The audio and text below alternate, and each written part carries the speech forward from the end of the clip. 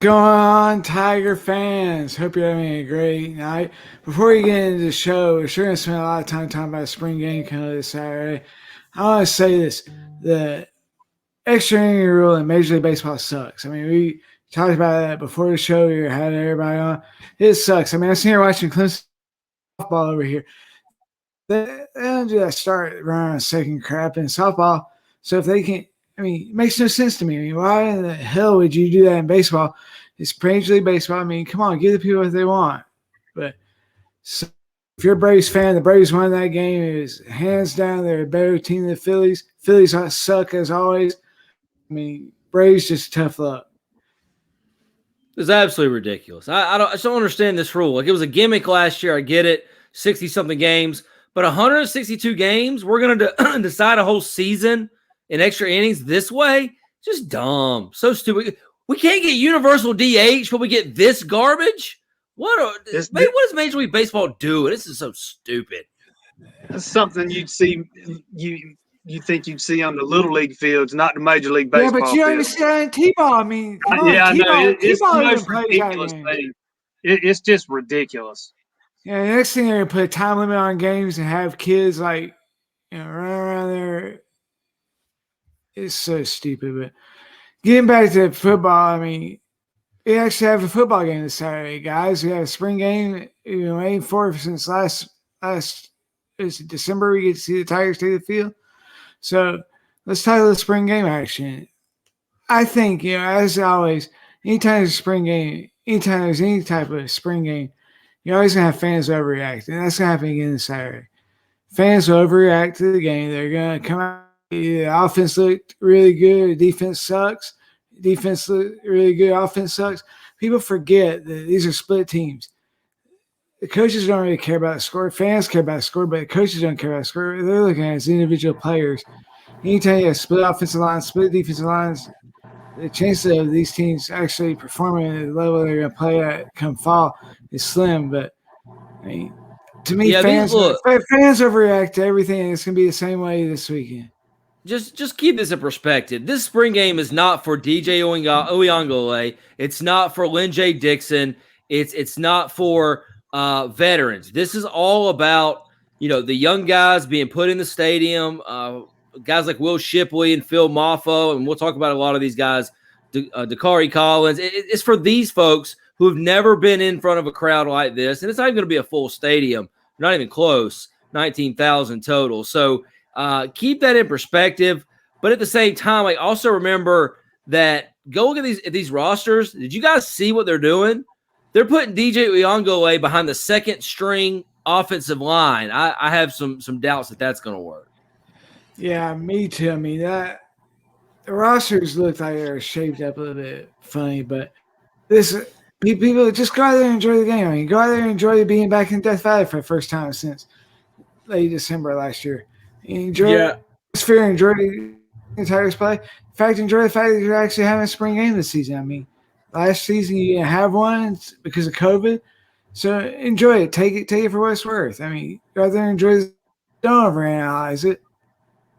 Yeah, just because we're not going to have football, an actual football game for Clemson for a while after this, I really do think, especially with some of these big plays that are bound to happen on Saturday with the way these rosters are shaped, like y'all said, I think DJ has a lot less more to choose from as far as options. He got a lot less weapons at receiver than his quarterback backup counterpart did for the white team. So it's going to be interesting to see how it plays out, but there are definitely going to be some overreactions for maybe a receiver that gets a long catch that, who knows, maybe a Joe has 3 touchdowns Saturday. There's going to be something that makes a lot of fans say something that is not going to be bound to happen once the season starts. So I'm interested to see how this goes down.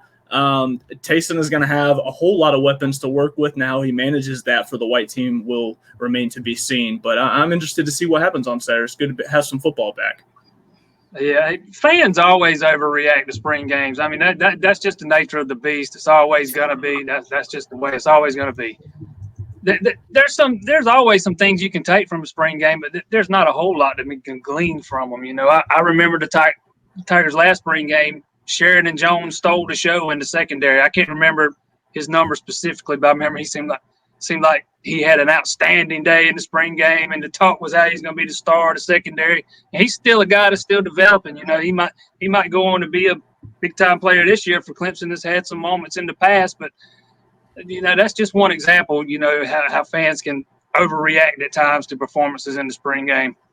I think it's all just about evaluation for Saturday's game, like Brad alluded to just a second ago with these young guys. That's all that matters for these coaches. The score doesn't matter, who throws whatever touchdown for DJ Taysom. It doesn't matter. This is all about getting these young guys out there, seeing what they can do, and seeing what some of these guys that have been there for 2 and 3 years now, maybe that haven't had an opportunity with how some of these players that aren't expected to play. There's going to be a lot of guys seeing more time than they normally would have. So a lot of opportunities for a lot of Clemson Tigers.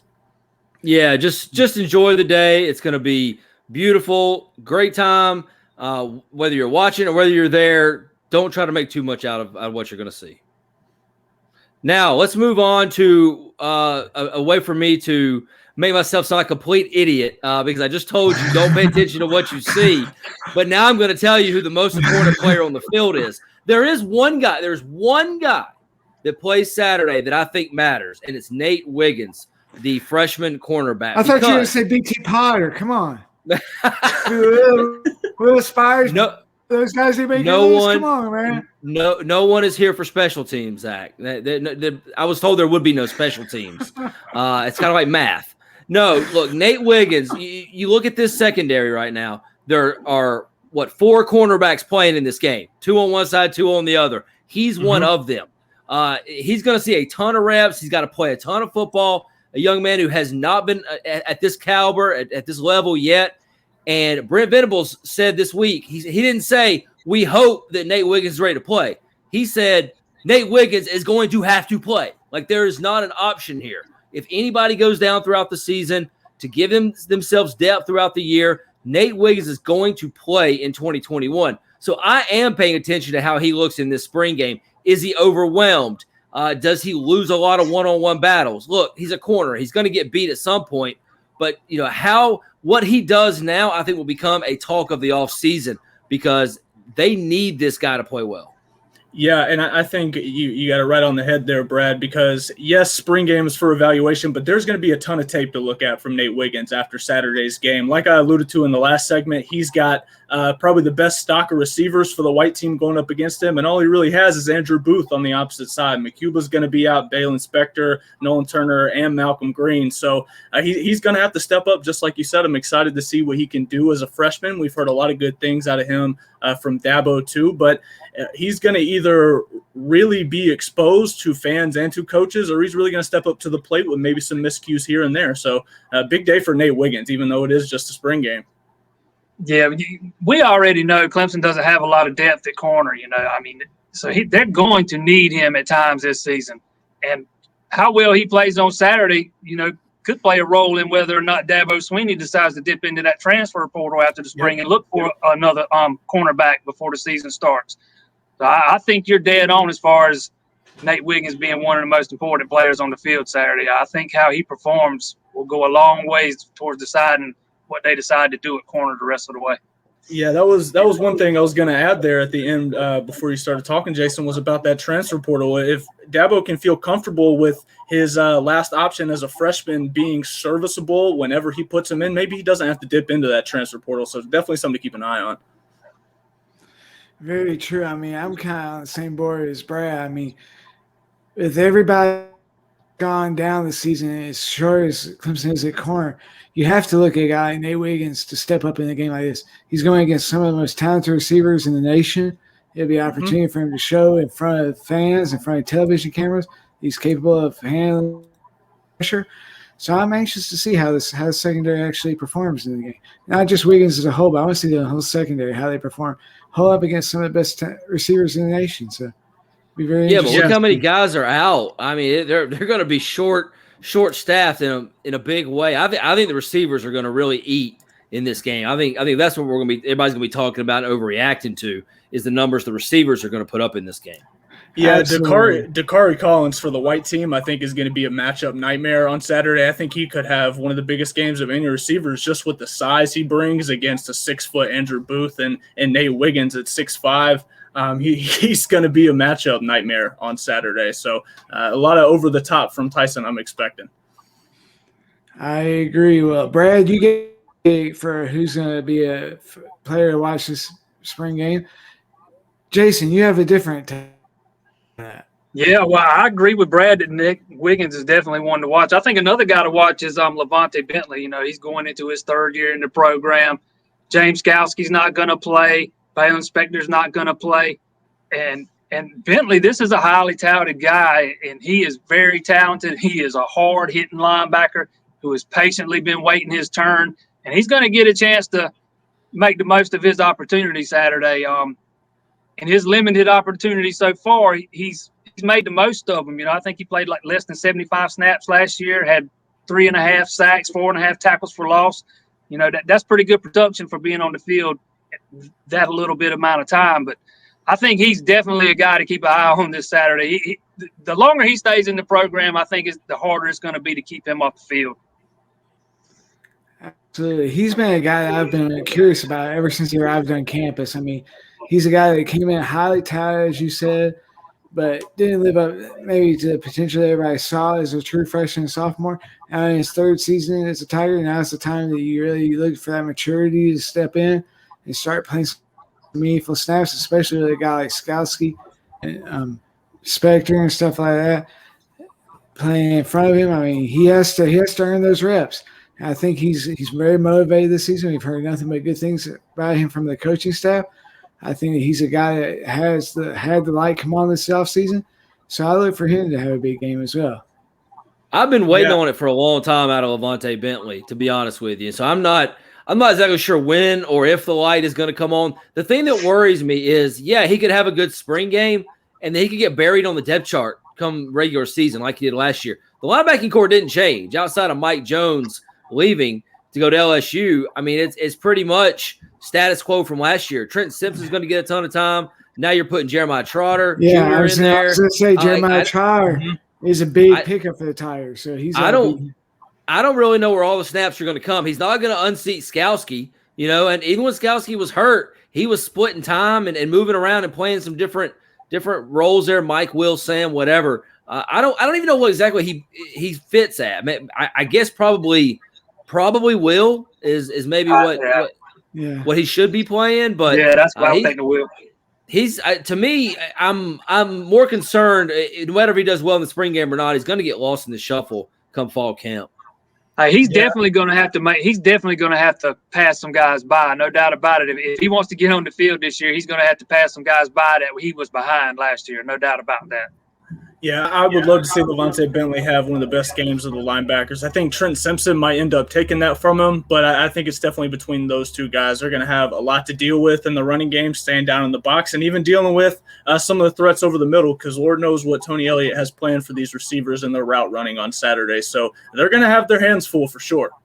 Yeah, let's honestly, in terms of the linebackers as a whole, just see how they hold up against the run, and do they play their assignments, or are they where they need to be? That's all I'm really going to look for out of that group.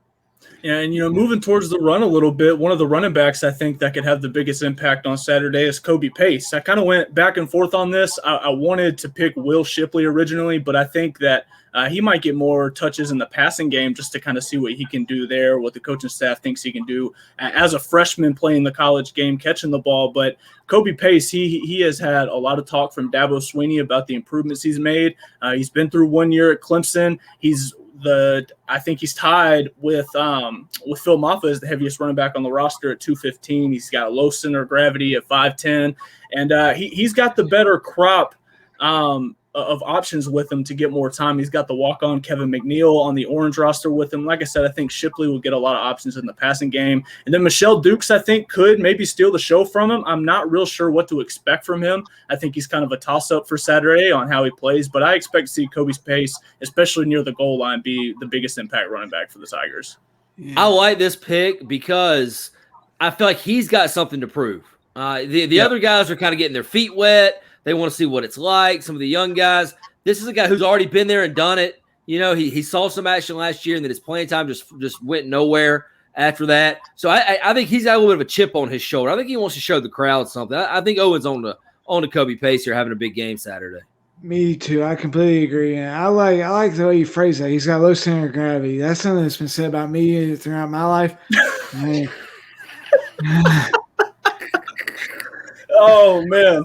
Yeah, gravity has hampered you most of your life, Zach. You're right about that. Tell Kobe Pace that Yes, next time he's on calls. Zach. Yes, it has. Hey, listen. My life has been asses and elbows my whole life, so that's fine. But here's the thing. I agree with you. I think he does have something to prove this season. He's been like a forgotten guy in this run back core. I mean, you think about the run back core, J. Dixon. You think about Will Shipley. You think about Phil Moffitt. You think about Darren Rencher even. But Kobe Pace is a name that's kind of got lost in the shuffle. So I think that he's going to have something to prove with Saturday.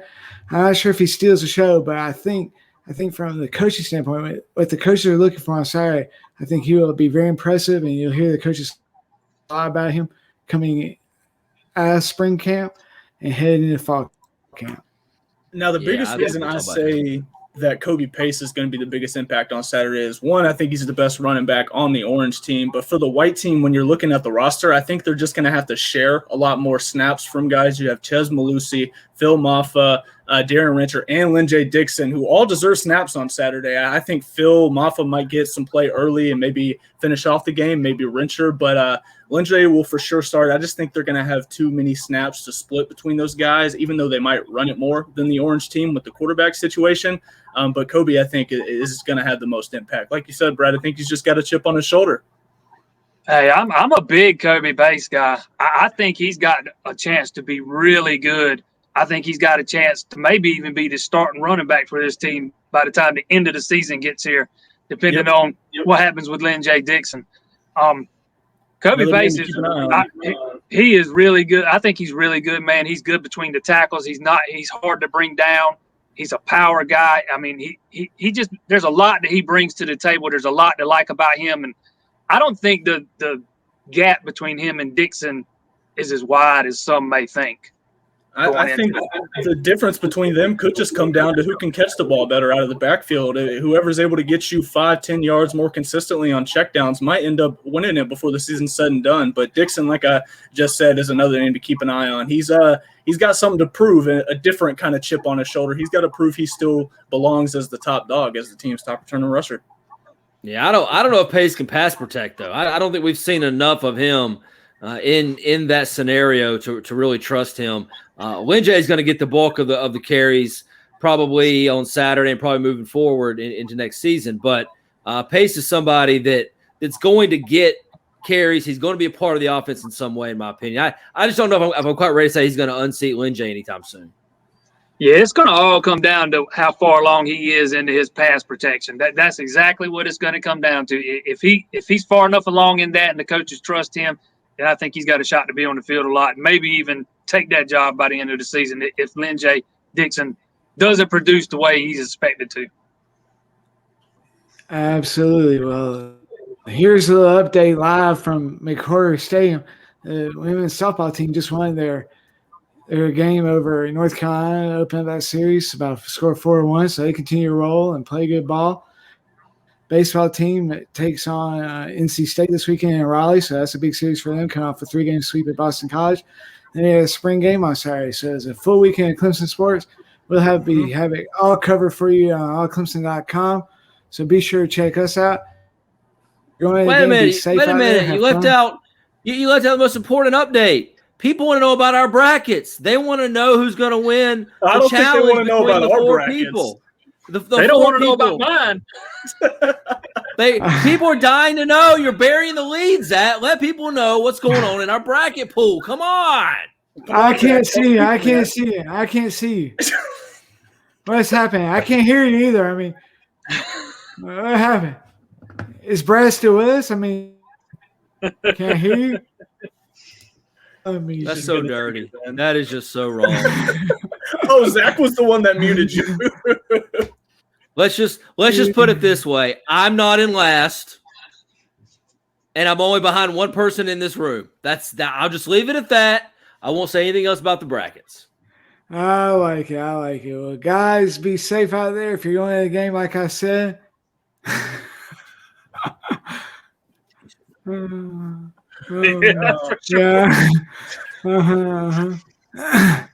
Yeah. Well, be safe out there, everybody going to the game. Enjoy Saturday. Don't take it too serious. Enjoy watching football again for the first time since December. And look, this will be the last time you get to watch these Tigers until the fall. So take it in, have fun, be safe. It. For everybody, I'm Zach Lentz. Be sure to check out allclemson.com for all your latest information on the Tigers. And look, a lot of draft coverage coming up in the recent weeks. And look, the softball team's not joking. Get out there and support them too. For everybody, I'm Zach. Be safe out there. Have a great weekend. We'll see you next week.